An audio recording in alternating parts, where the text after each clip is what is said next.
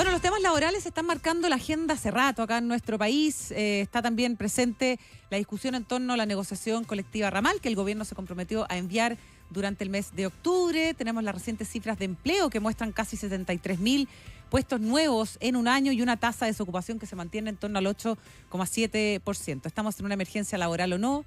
¿Necesitamos más vacaciones? Vamos a preguntarle todo esto al ministro del Trabajo, Giorgio Bocardo, que está hoy con nosotros en el estudio. ¿Cómo está, ministro? Muchas gracias por acompañarnos. Hola, ministro. Hola, Catalina. Hola, Patricio. ¿Cómo están? Buenos días. Gracias por estar acá. Partamos por las cifras de empleo. ¿Le parece? 8,7% el último reporte entregado por el INE y la discusión muy instalada respecto a si estamos o no en una emergencia, de si es o no una crisis. ¿Cómo calificaría usted el momento actual del mercado laboral chileno?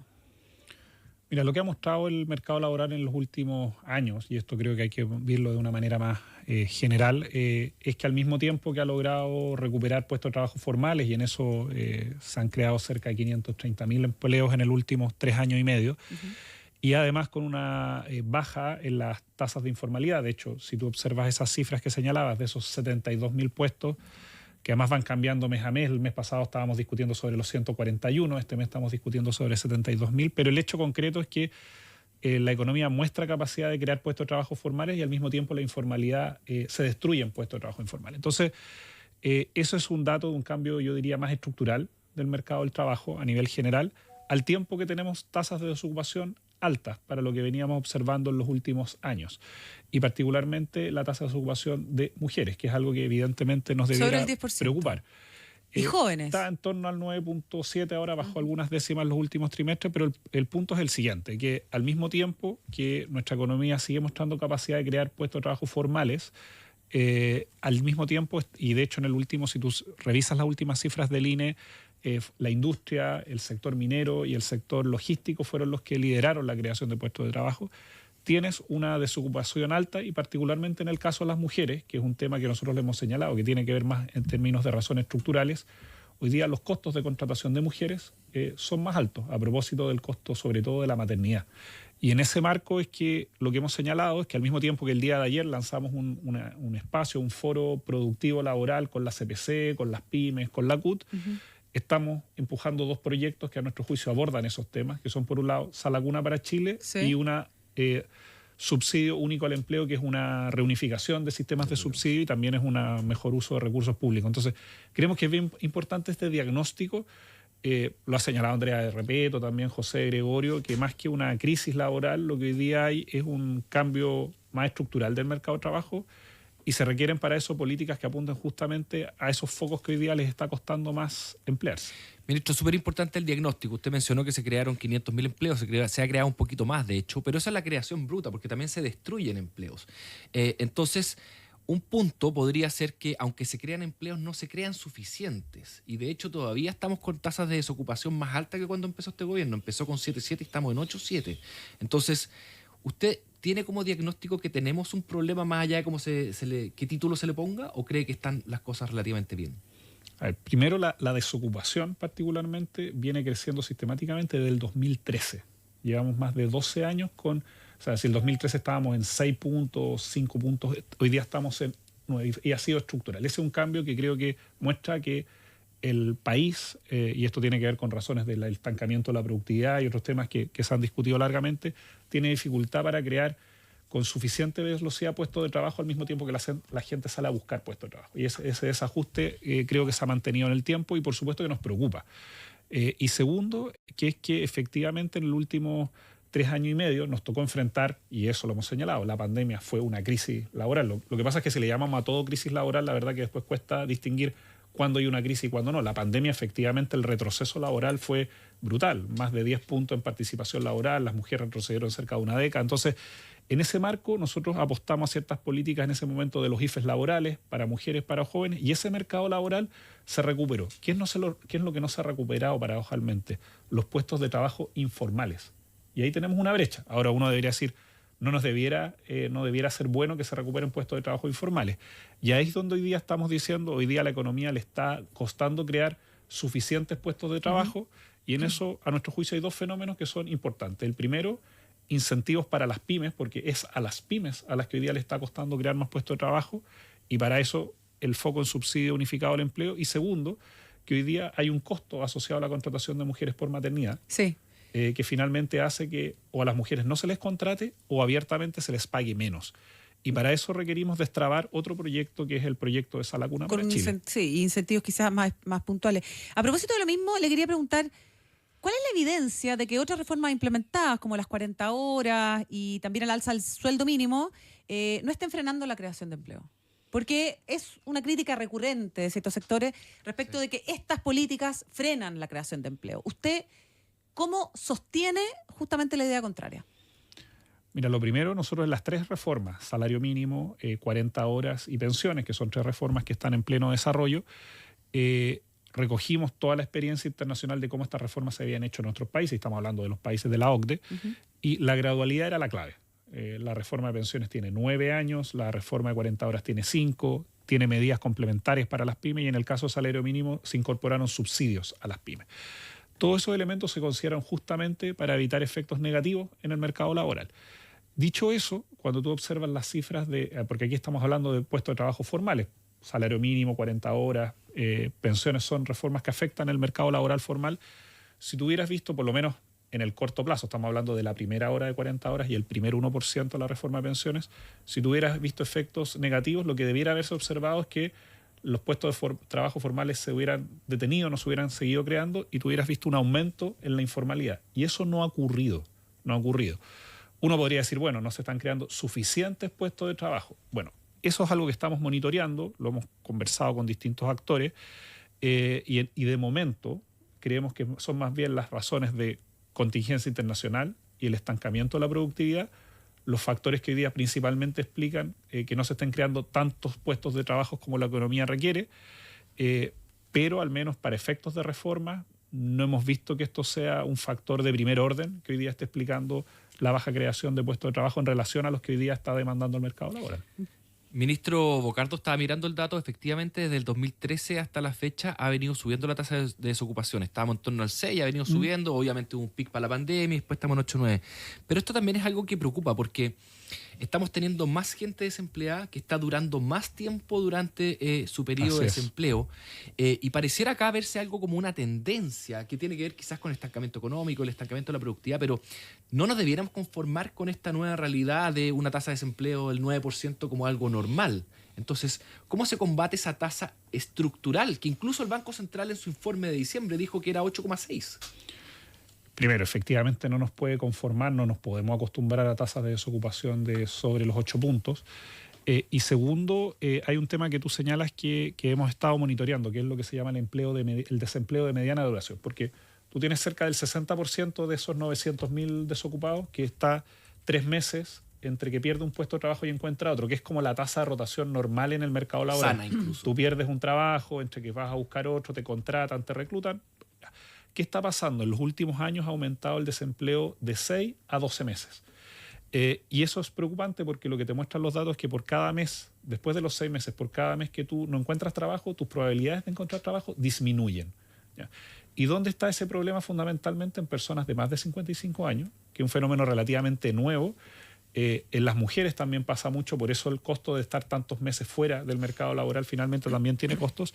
Y ahí, ¿qué hemos dicho? En el proyecto de subsidio unificado al empleo, nosotros tenemos tres elementos de novedad. Estamos hablando de que el país gasta 200.000 millones de pesos, cerca de 200 millones de dólares en subsidio al empleo, bono trabajo mujer y subsidio al empleo joven, que no mueven la aguja. El país gasta 200 millones de dólares en programas que estuvieron pensados para la primera década de los 2000 y que hoy día no están moviendo la aguja. Nosotros dijimos 2 cosas. Primero, ocupemos la plata que hay de mejor manera. Foco en las pymes, tope de postulación hasta 200 personas. Segundo, mujeres jóvenes, personas de más de 55 años y personas con discapacidad. Estos 2 últimos grupos no eran objeto de política pública de subsidio. Y tercero, de personas que lleven 6 o más meses de desocupación, para ir a buscar justamente a esas personas que hoy día les está costando. Entonces, con este diagnóstico que lo compartimos, como tú bien lo señalas, lo que dijimos, pensemos en un instrumento de subsidios laborales que ayude a abordar esos problemas de manera mucho más flexible. Y ahora que efectivamente un proyecto que como va a tener efecto en el año 2026, muchas veces los gobiernos dicen, ¿para qué vamos a empujar un proyecto el último año de gobierno si esta cinta la va a cortar otro gobierno? Pero así nos llevamos muchas veces, muchas discusiones, décadas, Y finalmente creo que esto va a ser una buena herramienta si es que se aprueba en el Congreso, pero es a partir justamente de este diagnóstico que hemos ido afinando, de decir, mira, hoy día, ¿dónde necesita poner los incentivos? En estos grupos, en este tipo de desocupaciones, porque efectivamente en la medida que esas personas salen del mercado laboral, les cuesta cada vez más volver, y eso lo hemos hecho a partir justamente de no mirar solamente esta tendencia del 2013 en adelante, que ya atraviesa 3 gobiernos, este ya va a ser ya el 4º, sino que sobre todo decir, mira, podemos abordarlo esto de otra manera, ocupemos mejor los recursos y dejemos una institucionalidad laboral, porque entre las contingencias económicas, las contingencias climáticas y los distintos fenómenos que están ocurriendo, estas situaciones de empleo van a ser reiteradas y justamente hay que atacar las raíces estructurales. Estamos con el ministro del Trabajo, Giorgio Bocardo. Le quería preguntar a propósito del anuncio del proyecto de negociación ramal para el mes de octubre. Está en coordinación esto ya con Hacienda y quería preguntarle a propósito de lo que han dicho algunos sectores empresariales, las garantías que tiene el empresariado, especialmente las pymes, de que no va a generar costos excesivos en la creación de empleo. Mira, lo primero, este es un debate que ya como el gobierno lo hemos planteado desde el año pasado. Se hicieron procesos de diálogo social, al menos con el mundo del gran empresariado. Ellos han planteado legítimamente que no tienen interés en que este proyecto avance. Con las pymes hemos tenido distintos diálogos, pero el punto es el siguiente. Nosotros también revisando la experiencia de los países de la OCDE, a propósito, por ejemplo, de las coyunturas internacionales que están ocurriendo, todos los debates en materia de futuro del trabajo, en materia de capacitación, reconversión tecnológica, en materia muchas veces de empleo, de salarios, de productividad, esto se discute en el mundo a nivel de las ramas. Tú no vas a discutir si una empresa reconvierte tecnológicamente y la otra no, o muchas veces las discusiones sobre empleo y productividad se ajustan justamente en estos debates. Nosotros, ¿qué hemos planteado? Chile requiere que muchos de los temas laborales se discutan en un ámbito que vaya más allá de la empresa, entendiendo que ese es el lugar donde se discuten.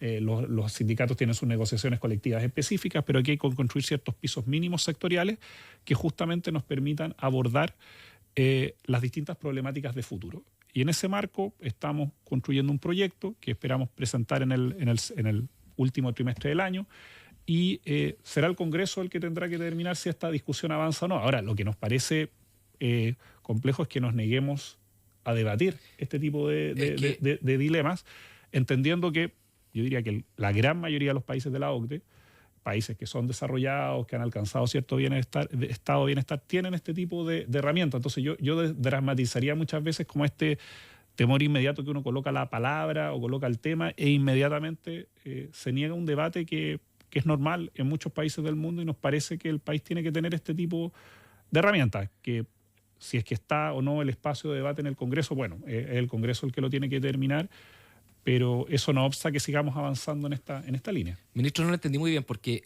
que se discutan estas cosas a nivel de la industria, a nivel de las ramas, es una cosa, que se negocie, no que se discuta, es otra cosa. Entonces, la pregunta que yo le haría, como bien desde el principio, es ¿qué problema intenta solucionar la negociación ramal? Mira, en primer lugar, permite construir ciertos pisos mínimos sectoriales, que tienen que ver muchas veces con temas de productividad, con temas de capacitación, con temas de empleo, con temas de salarios. Ese tipo de cuestiones son pisos mínimos. Evidentemente después una empresa con mayor productividad, con mayor tamaño, podrá construir desde esos pisos mejores condiciones, pero sí te permite establecer ciertos pisos mínimos sectoriales. Hoy día tenemos, por ejemplo, un ejemplo piso mínimo, el salario mínimo. Pero tú podrías, por ejemplo, tener otro tipo de pisos a nivel sectorial, por las tasas de productividad que tienen o por los dilemas que enfrentan. Y eso en algún momento tiene que lograr establecer ciertos marcos de acuerdo que te permitan construir esos pisos. Evidentemente con preocupación en las pymes. Eso, ¿cómo se mezcla una empresa súper grande con una pyme? Porque son mínimos, justamente. No estamos hablando, o sea, una empresa de gran tamaño en cualquier sector productivo tiene su negociación en la empresa, la aborda y llega a un acuerdo. Pero sí tú tienes que establecer estos pisos mínimos y esos pisos mínimos son los que te permiten instancias como la negociación ramal. Ahora, no estamos hablando solamente de temas de condiciones de trabajo, también tienes ciertos pisos mínimos en seguridad y salud que tienes que asegurar y eso en alguna parte se tiene que negociar. No puede ser que una empresa tenga ciertos mínimos y la otra no. Entonces, y otro elemento adicional que yo creo que es bien importante, Chile al no tener este tipo de herramientas tiende a resolver mucho esto teniendo un código del trabajo extensísimo. Nosotros tendemos a resolver todo incorporando un nuevo artículo en la discusión. Por ejemplo, quieres discutir jornadas. Cuando discutimos 40 horas se discutió mucho por qué no en ciertos sectores productivos se tienen jornadas más flexibles, más cortas, de otro tipo. Bueno, en los países del mundo eso se hace justamente con este tipo de instrumentos de negociación colectiva. Entonces, creo que varios de los temas que nos plantea tanto el mundo sindical como el mundo empresarial, en vez de resolverlos con el artículo número 600 del Código del Trabajo, los podemos resolver a través de este tipo de instrumentos. Ministro Giorgio Bogardo, le quería preguntar a propósito de las vacaciones. Estábamos hablando recién con Pato, esta idea, ¿no es cierto?, que hay que ver si que el Congreso la admite o no, de declarar feriado el 17 de septiembre. Mira, a nuestro juicio, y esto siempre pasa a puertas de ciertas efemérides, también nos pasa para las elecciones, y siempre estos proyectos aparecen justamente en estos momentos. Y lo que nos hemos señalado, primero, nos parece que ya efectivamente el país tiene una cantidad importante de feriados, algunos por razones de tradición histórica, religiosos, fiestas nacionales, pero cualquier debate de este tipo, creemos, y eso se lo hemos señalado también, por ejemplo, a la Cámara de Comercio, cuando nos han planteado los temas de los feriados en el momento previo a las elecciones. Los irrenunciables.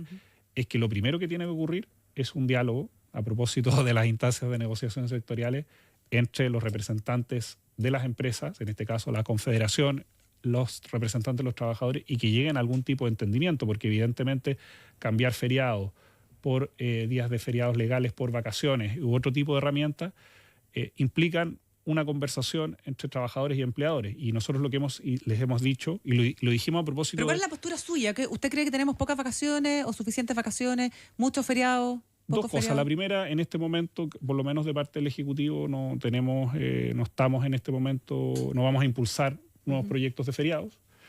Y segundo, para abordar esto no coyunturalmente para cada mes de ocasión, el país tiene que dar un debate, yo diría, racional en materia de un ordenamiento entre días de vacaciones y feriados.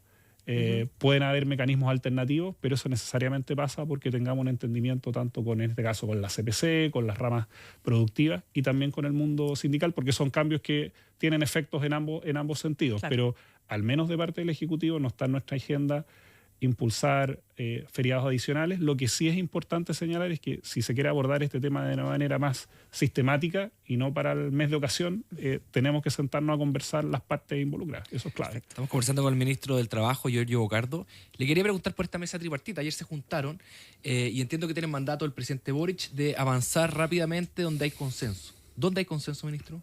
Mira, lo que planteamos el día de ayer, y creo que fue una muy buena reunión. Primero es que quedan 6 meses de gobierno, lo cual es mucho tiempo para incidir en la agenda económica y en la agenda laboral. Acudió la CPC con todas sus ramas, distintas organizaciones del mundo PYME y la Central Unitaria de Trabajadores. ¿Qué es lo que convenimos? Que por un lado tenemos que detectar ciertas áreas, ciertos proyectos, ciertas iniciativas de inversión público-privada que como Ejecutivo podamos acelerar a través de la coordinación interministerial, ver específicamente si hay algunos proyectos a nivel regional, algunas iniciativas administrativas que nos permitan, por ejemplo, acelerar la implementación de la ley de permisos sectoriales, que tiene una serie de reglamentos que en la medida que los vamos apurando también pueden ir acelerando el tranco, pero siempre con el foco también de crear puestos de trabajo calificados, formales, bien remunerados. Ese match lo hemos llevado adelante, por ejemplo, cuando fue el cierre de Huachipato y el plan de revitalización industrial del Biobío, donde ahí hemos detectado una cartera de proyectos de inversión, hemos podido estimar cuántos puestos de trabajo se necesitan, si se requiere capacitación de fuerza de trabajo, y por lo tanto, eso cuando tú lo llevas a la arena concreta, efectivamente nos permite avanzar de manera mucho más rápida.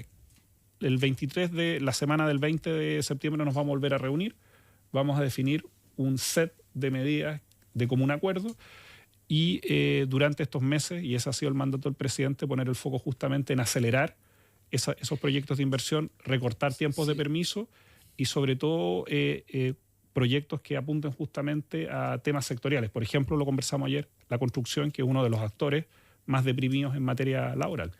Ministro, me llamó la atención que con este mandato de acelerar, de apurar, de tratar de aprovechar estos 6 meses hayan decidido juntarse una vez al mes. Como cuando uno le pone prioridad a las cosas, como que las gestiona como bien seguido. ¿Por qué tanta distancia entre reunión y reunión? No, en este tipo de espacios de trabajo lo que ocurre es que tú mes a mes te juntas con los representantes, con los presidentes de las cámaras, pero durante ese mes los equipos técnicos, que finalmente son los que viabilizan los acuerdos entre mes a mes, van a seguir trabajando. Por lo tanto, aquí lo que se va a constituir es una secretaría técnica que va a trabajar 24/7 en este proceso, y lo que hacemos más bien en estas reuniones donde hay 7 representantes de empleadores, de grandes empleadores, 7 representantes de pymes, 7 representantes de trabajadores y los 3 ministerios, acordamos cuáles son los focos de trabajo para que después durante ese mes las contrapartes técnicas puedan avanzar, pero no es que nos vamos a juntar una vez al mes y nos vamos a ver al mes siguiente para ver qué ocurre. O sea, esto tiene un trabajo entre medio.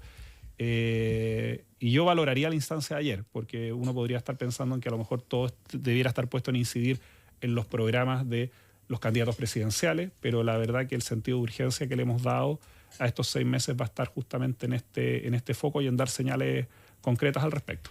Muy bien, ministro del Trabajo, Giorgio Bocardo, muchas gracias por haber estado hoy día con nosotros respondiendo a una amplia variedad de temas en Más que Números. Gracias, ministro. Que le vaya muy bien. Muchas gracias. Catalina, Patricio, y recordar que hoy día comienza el alza de la PGU 250.000 pesos. Muy importante. Y es una muy buena noticia para los actuales pensionados que van a ver reflejado esto en una mejora muy concreta en su vida. Así que también contentos de dar esta buena noticia el día de hoy. Buena noticia, ministro. Muchísimas gracias, ministro. Que le vaya muy bien. Hasta pronto. Muchas gracias. Muy bien, son las 9 de la mañana con 30.